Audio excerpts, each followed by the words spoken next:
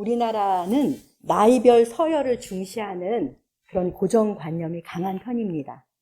그래서 사람을 만나면 몇 년생이냐, 몇 살이냐 이런 거 꼭 물어보고 한 살이라도 더 많으면 형이라고 해라, 언니라고 해라 이렇게 자기가 윗사람이라는 걸 인식시키려 하는 의식이 많은데요. 물론 요즘엔 어린 걸 좋아해서 전보다는 다른 것 같습니다. 특히 우리나라 운동선수들은 선후배 서열이 강해서 식사할 때도 선배와 후배가 따로 앉고 숙소에서도 당연히 선후배가 따로 쓰는 그런 고정관념이 강한 나이별 서열의식이 강한 사람들이 운동선수들인데요. 이 고정관념을 깬 사람이 히딩크 감독이라고 해요. 축구 선수들 사이에서 이 서열의식은 축구에 대한 어떤 의견이 있어도 후배는 절대로 말하지 못했습니다. 이것을 본 히딩크는 선후배 서열의식을 깨기 위해서 축구 수업 환경을 바꾸었는데요. 먼저 감독의 일방적인 주입식 강의보다는 대화 중심으로 서로의 의견을 발표하게 했고요. 상대방을 이해하고 존중하도록 도와주었습니다. 누구든지 자신의 의견을 말할 수 있도록 했고 그리고 그 누구의 의견도 다 존중해서 들어준 것이죠. 식사할 때도 서열이 아닌 선후배가 섞어서 앉도록 그렇게 했고 숙소에서도 선후배가 같이 쓰게 하면서 윗사람의 압력에서 후배가 자유롭도록 그런 환경을 만들었습니다. 그러자 오랫동안 막혔던 대화의 담이 무너졌고 보수적 서열 속에 있던 티눈이 빠져나가면서 선수들은 오로지 축구만 생각하면서 하나가 되었다고 합니다. 그 결과는 우리가 아는 것처럼 2002 한일 월드컵에서 4강 신화의 쾌거를 이룬 것이잖아요. 우리 성도님들은 어떤 고정관념이 있으십니까? 그래도 요즘은 고정관념은 깨야 된다. 발상의 전환이 있어야 창의적이다. 이런 의식 때문에 곳곳에서 고정관념을 깨지는 일들이 많이 일어납니다. 아마 10년 사이에, 최근 10년 사이에 우리 사회에도 이런 변화가 크게 있는데요. 저 같은 사람은 사실 따라잡기도 힘들 만큼 고정관념이 깨져 있습니다. 그래도 고정관념이 깨지는 변화는 우리 사회가 열린 사회로 가는 긍정적인 그런 신호라고 여겨집니다. 그런데 성도님들 그거 아세요? 우리 하나님이야말로 우리의 고정관념을 팍팍 깨시는 분이에요. 성경에는 인간이 가진 고정관념을 깨는 이야기로 가득 차 있습니다. 오늘은 이스라엘의 두 번째 왕, 그 두 번째 왕을 뽑는 일에서 하나님께서 그 사회가 가졌던 고정관념을 깨시고 하나님의 기준을 따라서 새 왕을 뽑는 이야기를 나누려고 합니다. 중심을 보시는 하나님이라는 제목으로 하나님의 말씀을 듣겠습니다. 오늘 본문이 속한 사무엘상은 참 재미있는 이야기로 가득 차 있어요. 사무엘의 어머니 한나의 기도로 시작해서 이스라엘의 마지막 사사 사무엘 이야기, 초대왕 사울 이야기, 그리고 아름다운 하나님의 사람 다윗의 이야기, 게다가 전쟁 이야기도 곳곳에 있거든요. 모든 장마다 흥미로운 사건으로 가득 차 있는 것이 사무엘상입니다. 이 중에서 오늘 16장인데요. 16장은 이렇게 시작해요. 하나님께서 이스라엘의 초대왕 사울을 버리겠다. 그런 말씀으로 시작됩니다. 버렸다. 이렇게 시작해요. 사울을 버려서 더 이상 이스라엘 왕이 되지 못하게 할 테니 베들레헴 사람 이새의 아들 중에서 새 왕을 찾아서 기름을 부으라. 이렇게 사무엘에게 지시하십니다. 현재 사울 왕이 버젓이 살아있는데 새 왕을 찾아 기름을 붓는다는 것은 명백한 반역죄잖아요. 이 사실이 사울 왕의 귀에 들어가면 선지자 사무엘이지만 그는 죽임을 당할 수밖에 없습니다. 사무엘은 하나님의 이 지시를 받고 이 예상되는 위험을 말씀드렸어요. 제가 죽게 될 텐데요. 그러자 하나님이 이렇게 알려주세요. 너는 암송아지를 끌고 가가지고 내가 여호와께 제사드리러 왔다. 이렇게 베들레헴 장로들에게 말한 다음에 이새와 그 아들을 초청해. 이렇게 알려주세요. 걱정하는 사무엘에게 구체적 작전을 짜주시는 하나님이 참 재밌다는 생각이 들었습니다. 우리 사람의 마음과 걱정을 잘 이해해 주시고 연약한 우리의 수준에 맞추어서 그렇게 해주신 하나님이 참 친근하게 느껴졌습니다. 사무엘의 상황과 마음을 살펴주시면서 사명을 잘 감당하도록 인도하신 하나님께서 우리들의 연약한 마음과 상황도 살펴주시고 또 그렇게 돌봐줄 걸 생각하니 격려가 되고 감사가 됩니다. 아무튼 사무엘은 하나님의 뜻을 받드는 이스라엘의 킹메이커예요. 초대왕 사울도 사무엘이 세웠어요. 사무엘을 통해서 세웠습니다. 하나님이 사울을 왕 삼은 거 후회한다고 말씀하시니까 사무엘은 너무 슬펐어요. 사울을 버린다고 해가지고. 그래서 계속 슬퍼하고 있었더니 하나님이 너 언제까지 그렇게 슬퍼하려고 하냐. 이제 그만 가서 다음 왕을 세우라. 이렇게 말씀하시는 것이죠.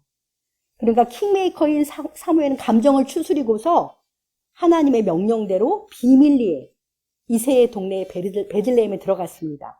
거기서 장로들을 청해서 하나님께 제사 드리려고 하는데 특별히 이새와 그 아들들을 데리고 와라. 이제 그렇게 청합니다. 하나님이요, 이새의 아들 중에서 한 왕이 있다고만 하시니 누군지는 안 알려주세요. 드디어 제사하는 자리에 이새와 그 아들들 7명이 왔습니다. 아들이 7명이 쫓아왔는데요. 자, 본문 6절을 함께 읽어보겠습니다. 6절입니다. 그들이 오매 사무엘이 엘리압을 보고 마음에 이르기를 여호와의 기름 부으실 자가 과연 주님 앞에 있도다. 네, 보세요. 사무엘이 이새의 맏아들 엘리압을 보았습니다. 그리고 사무엘은 직감했어요. 아, 하나님이 기름 부으실 사람이 과연 이 사람이구나. 차기 왕이 주님 앞에 있구나 하면서 거의 확신했습니다. 사무엘이 이새의 맏아들 엘리압을 보자마자 이런 생각이 든 데는 나름의 이유가 있지 않겠습니까? 먼저는 엘리압이 이새의 장자예요. 맏아들입니다. 맏아들을 특별히 여기고 장자의 리더십을 인정하는 관습은 이스라엘 사회에서도 일반적이었어요. 일반적 관습에 따른 상식적 생각이 사무엘에게 작용한 것이죠. 이것이 바로 고정관념 중에 하나입니다. 맏아들을 세우는 것이 질서지 하는 생각이 첫 번째 들었겠지요. 또 이 사람이 왕감이다 라고 생각한 결정적인 이유가 7절에 나와요. 우리 7절을 같이 읽어보겠습니다. 여호와께서 사무엘에게 이르시되 그의 용모와 키를 보지 말라. 내가 이미 그를 버렸노라. 내가 보는 것은 사람과 같지 아니하니 사람은 외모를 보거니와 나 여호와는 중심을 보느니라 하시더라. 아멘. 아주 유명한 말씀이죠. 하나님께서 사무엘에게 엘리압의 용모와 키를 보지 말라. 내가 이미 그를 버렸다. 이렇게 말씀하세요. 그러니까 엘리압은 어때요? 용모가 출중하고 키가 큰 멋진 사람이었던 것이죠. 뛰어난 외모를 가진 엘리압을 보고 이새의 맏아들인데다가 저렇게 외모도 수려한 것이 하나님께서 예비한 사람이 이 사람이구나 라고 사무엘은 생각했던 것입니다. 사무엘이 그의 외모를 보고 이런 생각을 할 만한 이유가 있어요. 사무엘상 9장 2절에 보면요. 사울을 왕으로 뽑을 때, 초대왕을 뽑을 때 사울의 외모에 대한 그런 말씀이 있는데 이렇게 말씀되어 있어요. 사울은 준수한 소년이었고 이스라엘 자손 중에 그보다 더 준수한 자가 없고 키는 모든 백성의 어깨 위만큼 더 컸다. 이런 사울의 외모에 대한 표현이 있습니다. 그러니까 초대왕 사울을 세울 때 그것을 경험했던 사무엘은 그 경험에서 나온 생각으로 엘리압의 뛰어난 외모를 보고 아, 이 사람이구나 라고 생각했던 거예요. 사무엘이 엘리압을 보고 하나님이 세우실 왕이라고 생각했던 근거는 일단 관습과 상식에서 나오는 고정관념, 받아들이다라는 것과 두 번째로는 과거 경험의 근거에서 외모를 보는 것, 그런 생각이었던 거죠. 사무엘은 정말 신령한 선지자예요. 신령한 하나님의 종이었는데도 이런 인간적인 생각으로 판단할 수밖에 없었습니다. 이것이 우리 모든 인간의 한계가 아니겠습니까? 하나님께서 사무엘에게 처음부터 내가 왕으로 세울 사람이 누군지 안 가르쳐 주신 이유가 이러한 사무엘의 인간적인 기준과 생각을 수정해주고 싶으신 그런 마음이었던 것 같습니다. 우리도 대부분 이처럼 내가 가진 고정관념에 매이고 내 경험에 매이고 외모로 사람을 판단하는 오류를 자주 범합니다. 하나님께서 오늘 우리에게도 사람을 보시는 하나님의 기준을 가르쳐주길 원하시는데요. 정말 하나님은 사람의 외모를 보시지 않고 중심을 보시는 분이십니다. 이제 8절부터 10절에 보면요. 이새의 둘째 아들 아비나답부터 7째 아들까지 다 사무엘 앞에 보여줬지만 하나님이 아무도 택하지 않았다고 하세요. 아버지 이새는 이 제사 자리에 7번째 아들까지만 데리고 왔는데 다 아니라고 하시는 거예요. 그러니까 사무엘이랑 이새가 다 당황할 수밖에 없잖아요. 7명이나 다 아니라니까. 그래서 사무엘이 이새에게 물어봅니다. 당신의 아들이 여기 다 있습니까? 그랬더니 이새가 아니 아직 막내가 있긴 한데 막내는 양치고 있습니다만 이렇게 말하는 거예요. 결국 사람을 보내서 그 막내 아들을 양치는 데서 급히 데려오는데요. 그가 누구지요? 네, 맞아요. 우리가 좋아하는 다윗입니다. 다윗은 이새의 막내 아들 8번째 아들이었어요. 아버지 이새는 막내 아들 다윗은 너무 어리기도 해서 이런 특별한 자리에 데리고 올 필요를 못 느꼈습니다. 그 당시 다윗의 나이가 15세였다고 해요. 많이지만 15세의 나이였는데요. 다윗은 아버지의 눈에도 하나님의 기름 부을 만한 그런 제목이 아니었던 거예요. 그러니까 7번째까지 아들도 다 하나님이 노후하시니까 어쩔 수 없이 막내를 데려오는 것이죠. 자, 12, 13절을 함께 읽어보겠습니다. 이에 사람을 보내어 그를 데려오매 그의 빛이 붉고 눈이 빼어나고 얼굴이 아름답더라. 여호와께서 이르시되 이가 그니 일어나 기름을 부으라 하시는지라. 사무엘이 기름 뿔병을 가져다가 그의 형제 중에서 그에게 부었더니 이날 이후로 다윗이 여호와의 영에게 크게 감동되니라. 사무엘이 떠나서 라마로 가니라. 아멘. 소년 다윗을 데리고 왔는데요. 그 빛이 붉다는 것은 얼굴이 홍조를 띄어서 아주 애띠다는 거예요. 애띠고 그리고 눈이 빼어나고 얼굴이 아름다웠습니다. 그러자 하나님께서 사무엘에게 말씀하세요. 이가 그니 이 사람이 내가 택한 왕이다. 일어나서 그에게 기름을 부으라. 이렇게 하나님이 말씀하십니다. 사무엘이 그에게 기름을 붓자 이날 이후로 다윗은 하나님의 영에게 크게 감동되었습니다. 이렇게 소년 다윗은 하나님의 택하심을 받아서 이스라엘의 2대 왕이면서 이스라엘의 왕 중의 왕이 돼요. 15세 소년의 막내 아들이다. 어떠세요? 인간의 고정관념을 여지없이 깬 그런 하나님 아닙니까? 그렇게 어리고 그리고 막내 아들을 하나님이 택할 줄은 누가 알았겠습니까? 물론 실제 다윗이 왕이 되건 30살에 돼요. 그래서 꽤 긴 시간 동안 부름받은 후에 하나님의 백성의 왕으로서 혹독한 훈련을 받기는 합니다. 하나님께서 어린 소년 다윗의 무엇을 보고 그를 왕으로 선택하셨는지 하나님의 기준, 하나님의 마음을 알고 싶지 않습니까?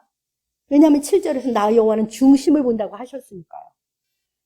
하나님께서는 다윗의 외모가 아닌 중심을 보시고 그를 왕으로 뽑으셨어요. 하나님께서는 이렇게 우리들의 중심을 보시는 분이십니다. 하나님께 발견되어 존귀히 쓰임받는 사람은 그 중심이 하나님의 마음에 든 사람이에요. 저와 우리 성도님들이 한 중심을 보시는 하나님께 발견되어져서 존귀히 쓰임받는 그러한 하나님의 사람들이 되기를 간절히 소망합니다.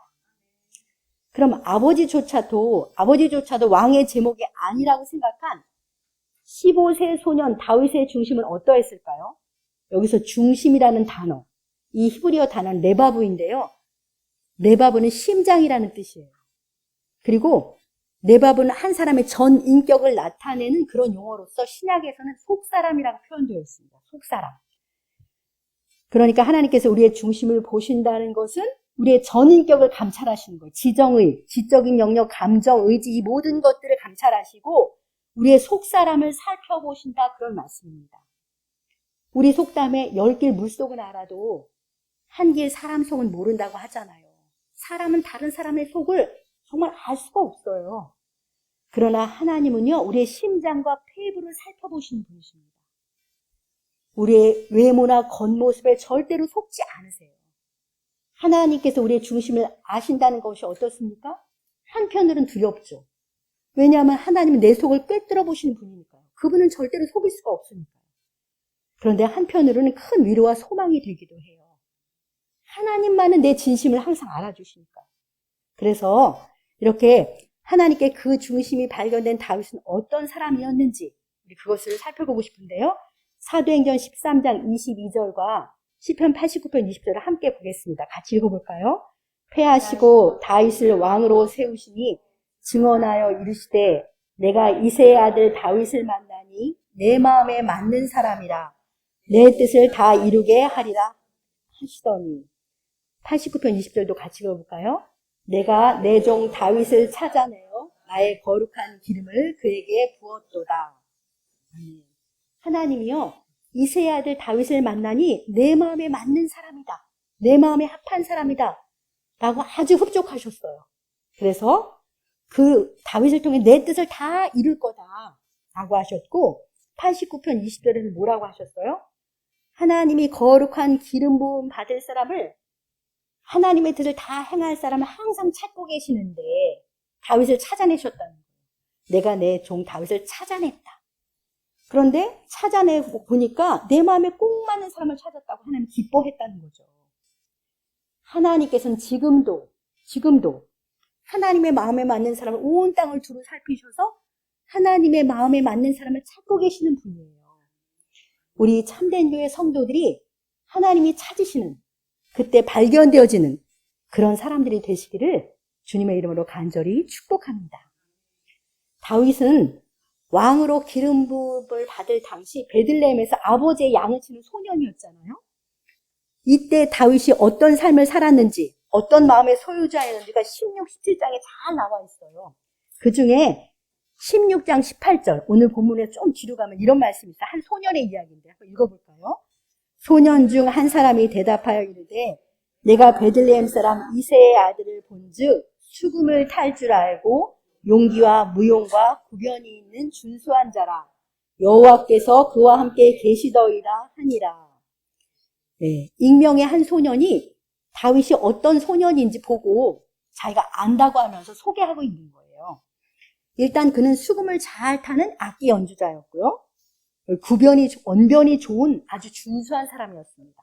준수하다는 건 외모도 그렇지만 모범적인 사람이었다 이런 말입니다. 그런데 이것들보다 더 중요한 게 뭐냐면 용기가 있다는 거예요. 무용이 있다는 것은 싸움에 용감하다. 그리고 여호와께서 함께 하시는, 그래서 그 여호와께서 그와 함께 하시면 남이 알 정도로 그런 사람인 거예요. 다윗이 소년이었는데 이와 같은 다윗의 모습은요, 그가 골리앗하고 싸움을 나가기 직전에 사울 왕에게 자기가 하는 말이 있어요. 내가 이런 삶을 살았습니다. 이런 소년입니다. 라고 자기소개를 하는데요. 그는 아버지의 양을 지킬 때 사자나 곰이 와가지고 양 새끼를 물어가면 따라가서 사자나 곰을 치고 그 입에서 양의 새끼를 건져냈다. 라고 하면서 내가 그 수염을 잡고 그것을 쳐 죽였나이다. 이렇게 자신의 무용담을 사울 왕에게 말을 합니다. 그러면서 확신에 차가지고 하나님을 향한 자신의 믿음을 고백해요. 그것이 사무엘상 17장 36, 37절에 나와 있습니다. 같이 읽어봅시다. 주의 종이 사자와 곰도 쳤은즉 살아계신 하나님의 군대를 모욕한 이 할례 받지 않은 블레셋 사람이니까 그가 그 짐승의 하나와 같이 되리이다. 또 다윗이 이르되 여호와께서 나를 사자의 발톱과 곰의 발톱에서 건져내셨은즉 나를 이 블레셋 사람의 손에서도 건져내시리이다. 아멘. 자, 이 말씀, 아까 그 소년의 소개와 이 말씀에 나타난 소년 다윗의 중심과 삶을 정리해 보겠습니다. 첫 번째로 그는 하나님께 택함 받은 하나님의 백성이다 라는 정체성과 자부심으로 가득한 소년이에요. 가득한 사람이었어요. 그래서 하나님은 언제나 나와 함께 계신다, 그런 믿음으로 충만한 사람이었습니다.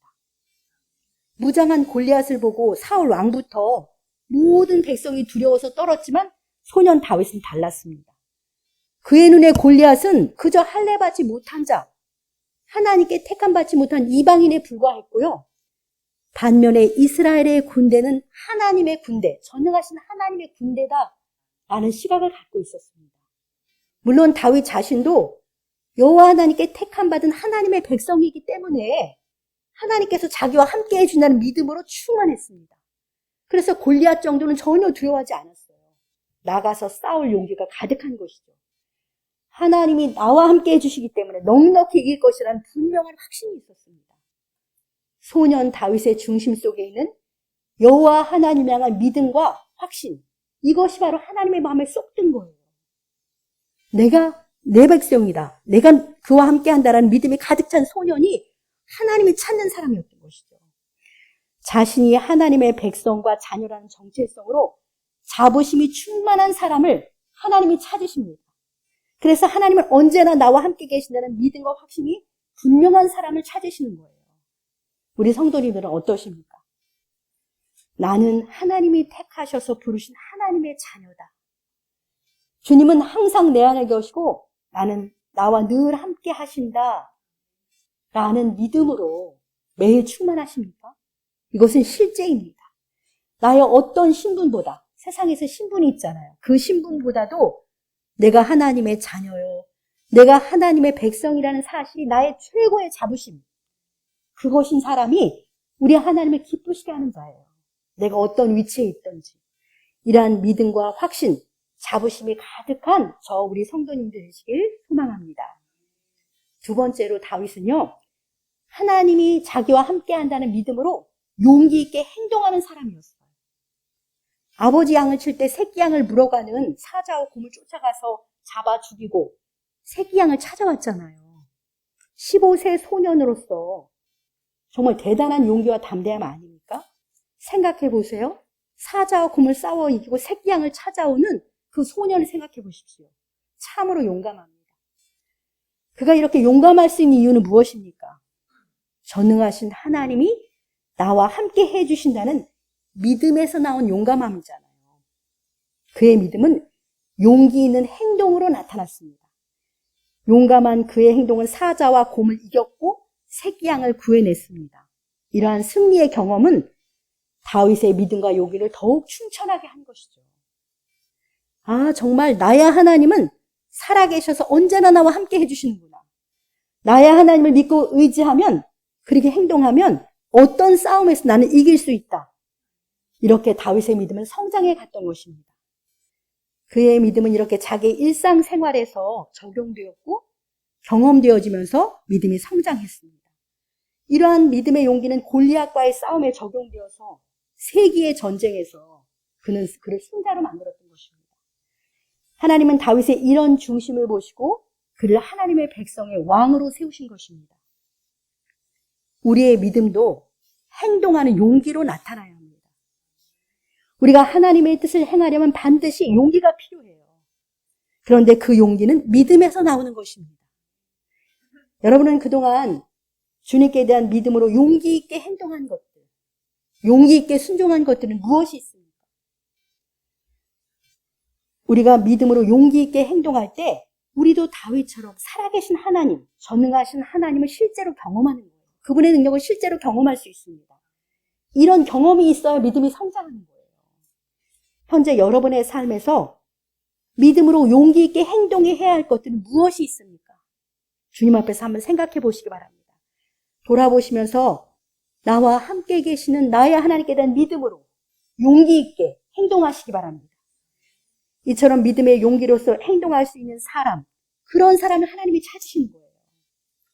마지막으로 다윗은 자신에게 맡겨진 일에 매우 충성스러운 사람이에요.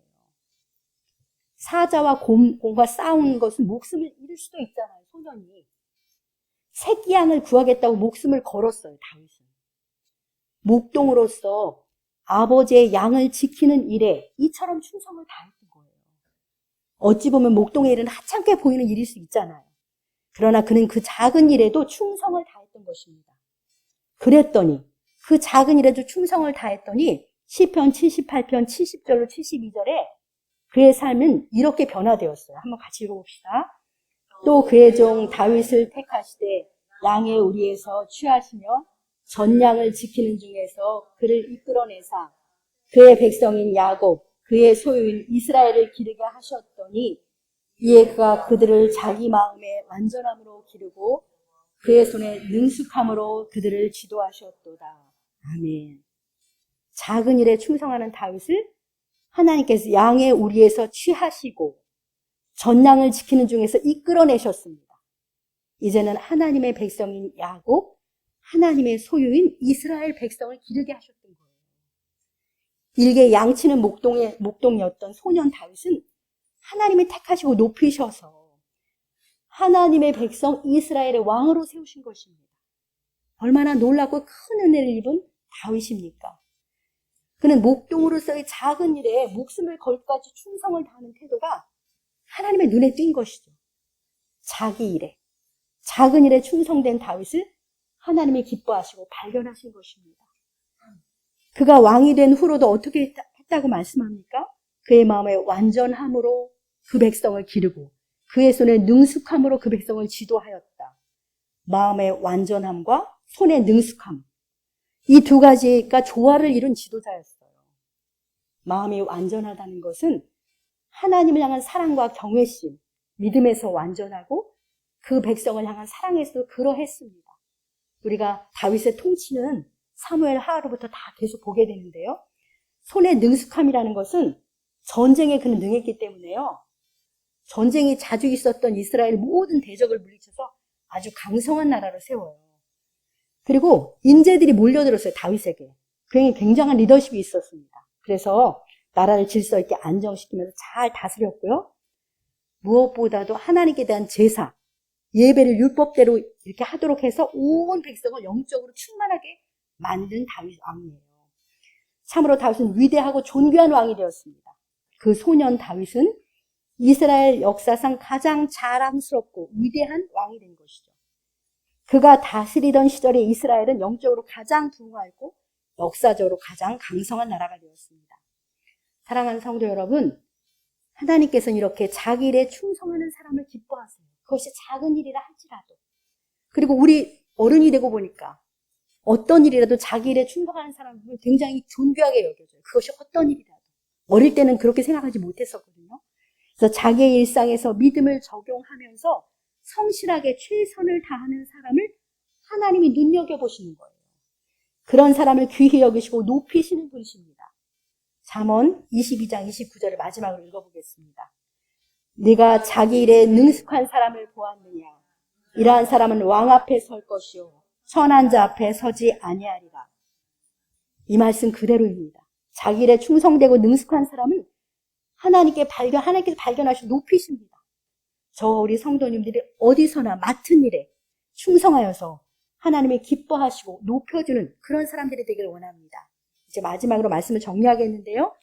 하나님은 사람의 외모를 보시지 않으시고요. 중심을 보세요. 중심을 보시는 하나님께서는 아버지조차도 특별하게 여기지 않았던 소년 다윗을 찾아내셨습니다. 일개 목동이었던 그를 그 백성의 존귀한 왕으로 그를 높이셨습니다. 하나님이 내 마음에 딱 맞다 라고 칭찬하시면서 하나님의 뜻을 다 이루게 하신 다윗은 첫 번째로 하나님께 택함 받은 하나님의 백성으로서 정체성과 자부심으로 가득 차 있었고 그래서 하나님이 언제나 나와 함께 하시는 믿음으로 충만했습니다. 두 번째로는 하나님이 나와 함께 하신다는 믿음으로 용기 있게 행동하는 사람이었고요. 그리고 자신에게 맡겨진 일에 최선을 다하는 충성하는 사람이었습니다. 오늘 주신 이 하나님의 말씀에 우리도 순종하여서 우리들도 하나님께 발견되고 하나님을 기쁘시게 하길 소원합니다. 그 결과 하나님께 존귀하게 쓰임받는 우리 모두가 되시길 우리 주님의 이름으로 간절히 축복합니다.